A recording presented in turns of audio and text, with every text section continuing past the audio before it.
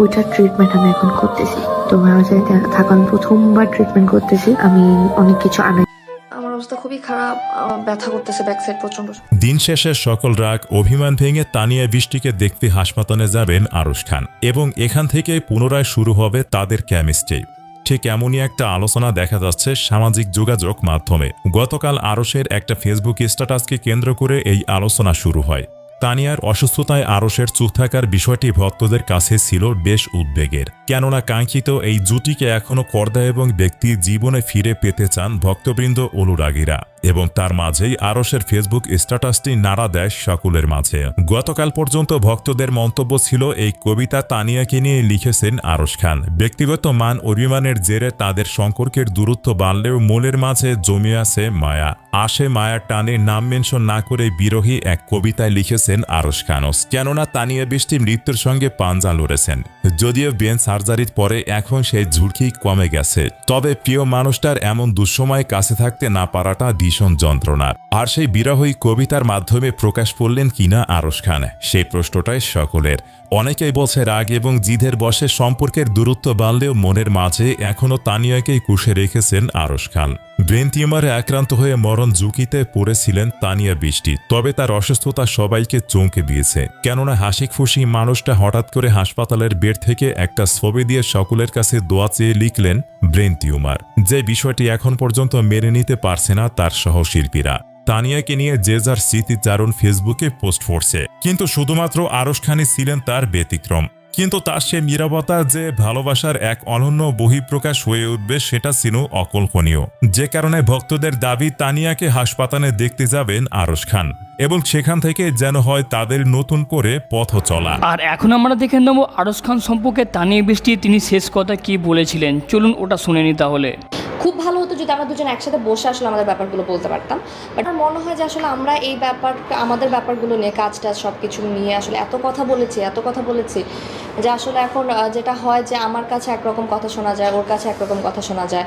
তো এই জিনিসগুলো আসলে মানে ঘোলাটে হতেই থাকে, মানে আমার কাছে একটা প্রশ্ন আসে আমি একভাবে বলি, ওর কাছে কোনো একটা প্রশ্ন গেলে ও অন্যভাবে বলে।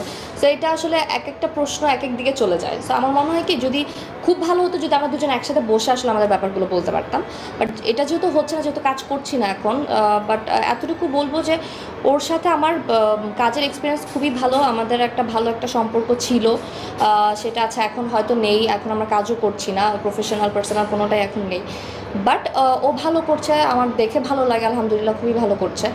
আমার জায়গা থেকে আমি কখনোই আসলে ওকে নিয়ে কখনো নেগেটিভ চিন্তা করিনি, বা আমি কখনো ওই চিন্তাও আনিনি যে আচ্ছা ওর কোনোভাবে কোনো ক্ষতি করা যায় কিনা, বা কোনোভাবেই কখনো কোনো চিন্তা করিনি। মানে আমি আমি আমি আমার জায়গা থেকে সবসময় চেষ্টা করেছিলাম যখন ও প্রথমও আসে তখনও সাপোর্ট দেওয়ার। আমার জায়গা থেকে আমি এখনও যদি আমার কাছে কোনো অফার আসে ওর সাথে কাজ করার, তখন আমি করবো যদি আমার মনে হয় যে সব কিছু মিলে ঠিক আছে, স্ক্রিপ্ট অ্যান্ড এভরিথিং। সো আমার জায়গা থেকে আমি সবসময় ওকে নিয়ে পজিটিভ আছি, এখনও আছি। আমি দোয়া করবো আরও ভালো করুক সামনে, ইনশাল্লাহ আরও ভালো করবে। সো এই আর কি, মানে ওই এটা ছাড়া আর কিছু। অবশ্যই আমি আসলে এখনও আমার নাটকের যে কোনো নাটকই বের হলে একটা কমেন্ট হলো এমন পাই যে আরশের সাথে কেন না, এখনও দর্শক ডেফিনেটলি চায় এখনও, বাট যেটা হয়েছে যে আমাদের কাজ না করার ব্যাপারটা খুবই পার্সোনাল। তো সেটা আসলে আমি আমার জায়গা থেকে আমার মনে হয় যে আমি কিছু বলতে চাই না। এমন যদি হতে দুজন মিলে কোনো কিছু বলছি তাহলে হয়তো বা একসাথে ক্লিয়ার করা যেত, যেহেতু আলাদা আছি তো দুই ধরনের কথা আসলে বলতে চাই না, খুবই পার্সোনাল একটা ব্যাপার। বাট আমার জায়গা থেকে আমি এতটুকুই বলবো যে দর্শক যেহেতু চায় ওই ইয়েটা আছে, সো আমার কাছে যদি আবার এমন কোনো প্রপোজাল আসে ওর সাথে কাজ করে তাহলে আমি অবশ্যই করবো, বিকজ আমি আসলে সব কিছুর ঊর্ধ্বে গিয়ে খুবই প্রফেশনাল একজন মানুষ। সো আমি আমার দর্শকদের আশাটাকে সবসময় প্রাধান্য দিতে চাই। সো যদি এরকম আসে আমি অবশ্যই করবো। আরশের জায়গা থেকে যদি আরশ করতে চায় তাহলে আমার জায়গা থেকে আমি পজিটিভ আছি আর কি। লাইফের ডেফিনেশন খুবই ওকে, ফ্যামিলি, লাইফ আর লাইফ পার্টনার। ফ্যামিলি তো আসলে এভরিথিং, আর লাইফ হচ্ছে আমার ক্যারিয়ার, আমার অ্যাক্টিং, আমার ড্রিম। লাইফে আমার আসলে সবচেয়ে বড় ব্যাপারই হচ্ছে এটা। আর ফ্যামিলি হচ্ছে তার থেকে ঊর্ধ্বে, মানে ফ্যামিলি হচ্ছে এভরিথিং, যে একটা পুরো প্যাকেজ বলা যায়, যেটা ছাড়া আমি না আসলে কিছু। আর লাইফ পার্টনার হচ্ছে এমন একটা মানুষ যাকে বিশ্বাস করে হাতটা ধরে সারাটা জীবন পার করা যাবে এরকম।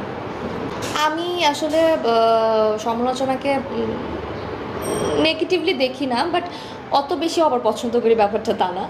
ব্যাপারটা আসলে যদি ব্যালেন্সে থাকে তাহলে আমার মনে হয় ঠিক আছে, যে আমাদের আসলে জীবনে তো দুইটাই থাকবে, এটা খুবই স্বাভাবিক ব্যাপার।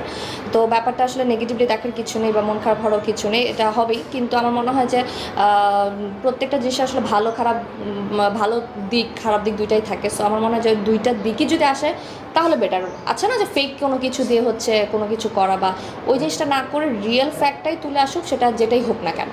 That's it. আশা করছি ভিডিওর মাধ্যমে আপনারা তানিয়া বৃষ্টির তার ইন্টারভিউটি আপনারা দেখলেন, তিনি আরশ খান সম্পর্কে যে কথা বললেন। এখন তানিয়া বৃষ্টি তিনি এখন খুবই রোগের মধ্যে আক্রান্ত হয়েছে, তার জন্য অবশ্যই দোয়া করতে ভুলবেন না, মহান আল্লাহ রব্বুল আলামিন যেন তাকে এই রোজার মাসে সুস্থতা দান করেন। তার অপারেশন হয়ে গেছে কিন্তু এখনও তিনি খুব ভালোভাবে সুস্থ হয়নি। আরশ খানের একটা কবিতা যেটা পোস্ট করেছে, এটা তো আপনারা দেখতেই পেলেন। বন্ধুরা, ভিডিওটি সম্পর্কে আপনাদের কী মতামত আপনারা অবশ্যই কমেন্টে জানিয়ে দেবেন। আর অবশ্যই কমেন্টে পারলে ছোট্ট একটা তানিয়া বৃষ্টির জন্য দোয়া করতে ভুলবেন না। ধন্যবাদ, নিজের খেয়াল রাখবেন।